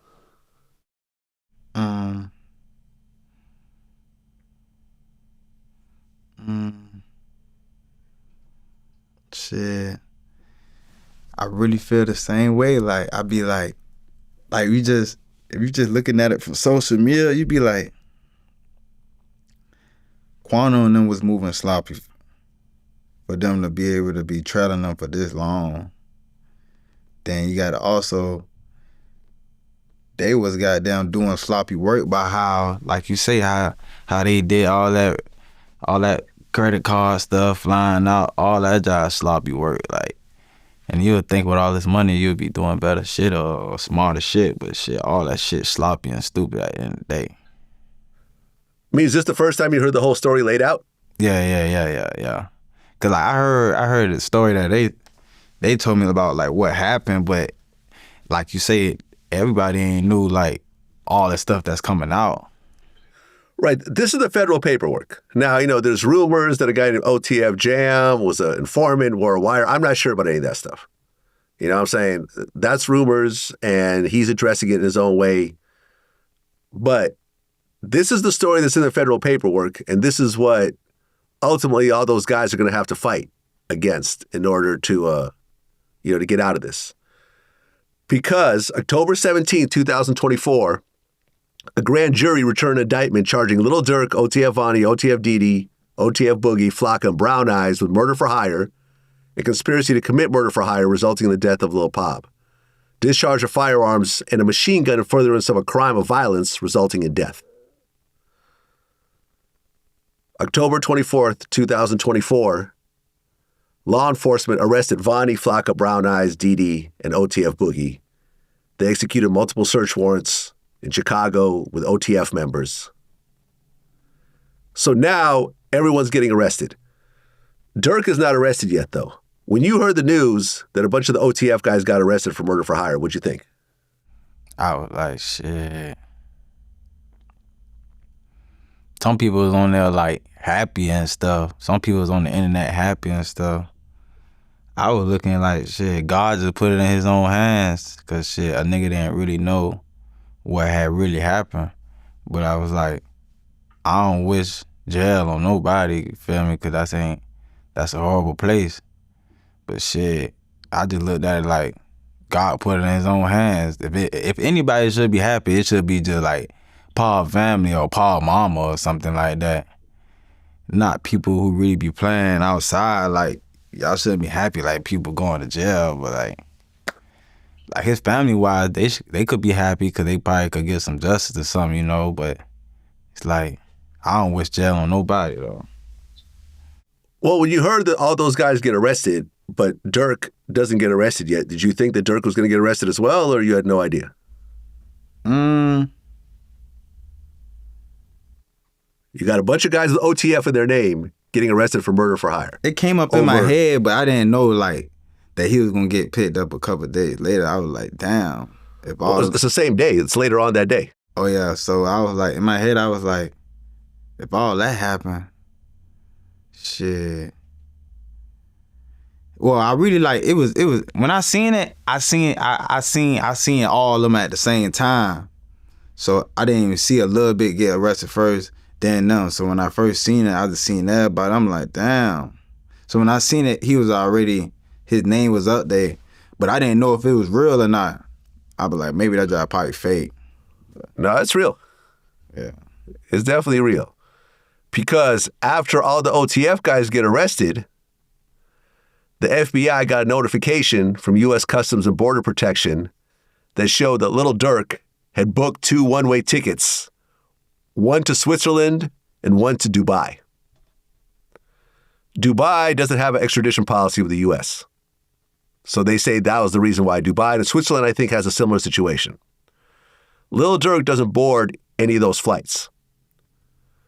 But then, shortly afterwards, U.S. Customs and Border Protection contacted the FBI to say that Lil Durk had booked another plane ticket on a private plane from Miami to Italy. So as he was driving to the airport, while he was like trying to board the flight in the vicinity of the airport, FBI swooped in and arrested him. I didn't even know they could know about private jets and Oh yeah, no. I mean, just because you fly private doesn't mean that you're under the radar. I mean, it all goes through the the system. So, if the feds come out and say, listen, DJ Vlad is a flight risk, so if his name comes up on any flights, private, public, boats, whatever, hot air balloons, just alert us. And that's exactly what happens. I mean, this is not 1982 anymore. This is 2024. So, Lil Durk gets arrested. He's now held without bond. And if he's convicted of all these crimes, he's facing life in prison or possibly the death penalty. If Durk ends up getting the death penalty for his role in your friend's murder, how would you feel?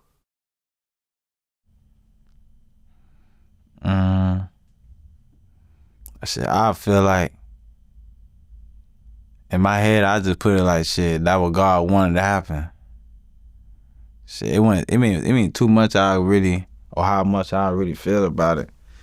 I'll just be like, that what God wanted to happen. So shit, if he was to, if none of that stuff was not to happen and he be innocent, I feel like that what God wanted it to be. Feel me? Just like how God had let me go, I feel like that what God wanted to do. So you just like, I feel like everything be in God's hands at the end of the day. If he got life in prison, would you feel the same way? That's in God's hands. It doesn't matter to me. Yeah, I feel the same way. Cause I don't wish jail on nobody. Like I'm not no person who be like, but I hope he don't never get out or nothing like that. I ain't that type of person. I ain't no type of person who wish jail on nobody, cause I wouldn't want nobody to wish jail on me. Well, a lot of people say this, but for example, let's just say someone killed your 5-month-old daughter. Would you want that person in jail? Or would you say, I don't want jail on nobody? I still wouldn't wish it on them, but I would want to do something to them. Right, but then you're putting your own freedom at risk. Yeah, you're right. As opposed to letting law enforcement do their job. You're right. Because let's just say you go and kill that person, everyone will look at you like a hero, right? Social media will be like, free Lul Tim. Lul Tim's a hero. He's the best. But law enforcement is going to still charge you with murder. Yeah. Probably, but it's like, first-degree murder, because they'll probably prove that you planned it based on what happened to your daughter. Yeah, but just it being my daughter, I wouldn't even care. Like, I wouldn't have no sympathy behind it just because it's my daughter. Yeah, I just feel that this is a dangerous way of thinking because it creates a revolving door. You know what I'm saying? Where people end up taking the law into their own hands, and then the justice system ends up punishing them as well. Right. You can't say stand your ground if you do a situation like this. And then you really just gotta, like, in no type of predicaments, you gotta tell, or you gotta like ask them, like if someone, like, they probably wouldn't even think of it like me as a man, cause it might be some women who might be a jurors or something, but you have to ask them, like, if somebody was to kill your daughter, how would you feel? Or what would you want to do? Would you want the police just taking hand? Like, some women would just say, oh, I want to, but you really have to ask the father. Yeah, no, listen, I understand your point. And I just feel that it ends up creating a cycle of men going back into prison because they don't trust the police. They don't think the police are going to handle things right. So they take it upon themselves, and then they end up doing prison time. And, if your daughter had lived, she probably wouldn't want her dad in prison. Like, for example, you look at the Jimmy Henchman situation. I don't know if you're familiar with the whole beef with G-Unit, but at one point, Jimmy Henchman's son gets smacked up by a bunch of G-Unit dudes. He ends up having a role in the murder of the guy that smacked up his son. Now he's doing double life. Right? Now, from people from the outside, it's like, oh, he did the right thing. He stood up for his son. But I'm pretty sure his son would want his dad home and not standing up for him because he could actually hug his dad. Right. You see what I'm saying? Right. So there's complexities to this that sometimes people don't always think all the way through. Right. I don't think Jimmy Henchman's son every day says, yeah, I'm proud of my dad and he did the exact right thing. He probably says, man, I miss my dad. I wish he was out here with me right now, helping me through life. sometimes you gotta give it some time. Sometimes it just be so fresh where Yeah. you don't think it all the way through, but it's like 20, 30 years down the line, you done sat in jail for 20 years. You like, yeah, maybe it was a better way to take it or something smarter to do. But at the moment, you just be so fucked up of what they did to your child, you don't even care at the moment, but it be so fresh. I think that's just, you have to give it some time sometimes, just think it out, I guess. Well, if you were to guess, when you look at all the guys that got arrested over the murder of your friend, do you think they're going to start snitching on each other? I wouldn't say everybody, but probably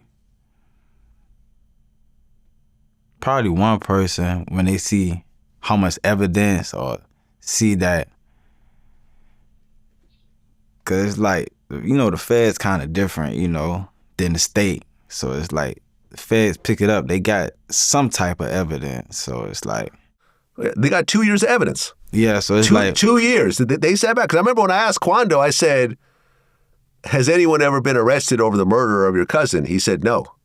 So at the time, we all assumed, okay, it's just a cold case. It'll never get solved. that's what I don't know thought, how, though. because it's happening in Beverly Hills. That's what I But thought. the Fed sat back and just built a case, kind of like with FBG Duck and the O Block 6. They just built a case. And when they finally indicted everyone, that was it. It was a wrap. Everyone gets found guilty. O Block 6 are all doing life in prison. You know, I wouldn't be surprised if the same thing happened with this situation. And I know, and I've interviewed Lil Durk before. We were actually cool at one point. I mean, he said fuck Vlad in a couple of songs, but to me, that's just internet back and forth. I didn't really care. But it wasn't until this situation that I was really just kind of like, what the fuck? And I know that he's sitting in a cell right now thinking, man, this situation really is not as serious as I thought it was. You know, King Von, you know, it was his fault in terms of what happened. Instead of, you know, me going along with this whole slide for Von nonsense, I should have looked at it maturely and said, well, you know, Von did something to cause this situation. You know, Right. Here I am, a top 10 rapper worth tens of millions of dollars, and I'm sitting in a jail cell eating bologna sandwiches right now. And I may never get out. Over what? Over a situation that Durk could have really just let go. He didn't need to do any of this shit. And since he's the leader, he could have told all his people to stand down. Or if they did something, he could have been like, I have no idea. I didn't put them up to this. They took it upon themselves. I wasn't there. I didn't fly anybody out. You know, I can't control what other people do. But instead, he's now tied into a murder for hire. And you can't even say that this will go down in manslaughter or whatever else because they had a whole day to change their mind. And I really wonder if at some point somebody looked at Durk and said, hey, man, I think this is a bad idea. I think we're all going to get caught. Why don't we just go to LA and just have fun and not do any of this dumb shit? Yeah. Because at this point, OTF is all locked up right now. And it just is what it is. I mean, if you could talk to Durk, what would you tell him?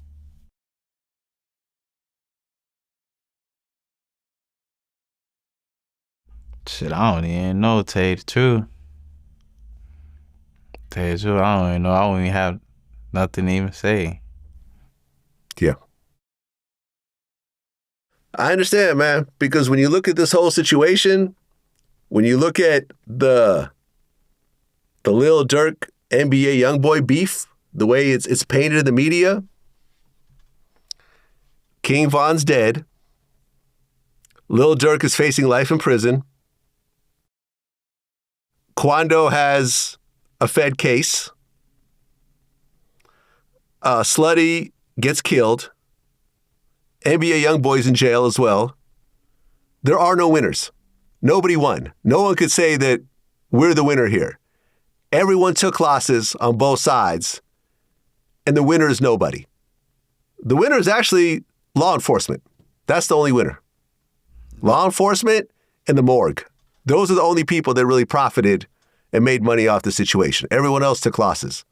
And I really hope that in the future, people look at the situation and say, it's not that serious. Okay, I'm just going to respond in a song, or I'm just going to go online and just talk my shit. I've had beef with lots of people, man. Me and NLE Chopper went at it. But at one point we got on the phone, we had a mature conversation, then we sat down and had an interview. That's how grown men handle it. They don't handle it with all the stupid shit that ultimately happened, man. And it really, man, listen, this shit really just upset me. The way it all went down when I found out the way Pab got killed and everything else like that, it just really just turned my stomach, man. And I'm sorry that you've had to go through this whole situation being painted as a villain when ultimately, if it was the other way around, if Quando Rondo had attacked King Von, Von's people probably would have killed Quando Rondo. But no one wants to think of it that way. Facts, though. Nobody. Nobody wants to think of it that way. Because my security, I expect them to do the same thing. Right. I walk around, when I go to certain events or whatever, I have armed security. And if they didn't do the same thing, I would fire them. You know what I'm saying? So, Tim, man, I appreciate you coming in and sharing your story. Hopefully people will look at it a little bit differently because, like I said in the beginning, people just go with the rapper they're the most fan of. Yeah. As opposed to sitting back and logically, maturely looking at the situation. And I feel like you did nothing wrong. Law enforcement agrees that you did nothing wrong. It seems like you're going on and living your life. You had a child. You have a lot to live for. And just take the situation and learn from it, man. Yeah, for real. I got you. That's what it is, man. Lul Tim, until next time. Appreciate you, man.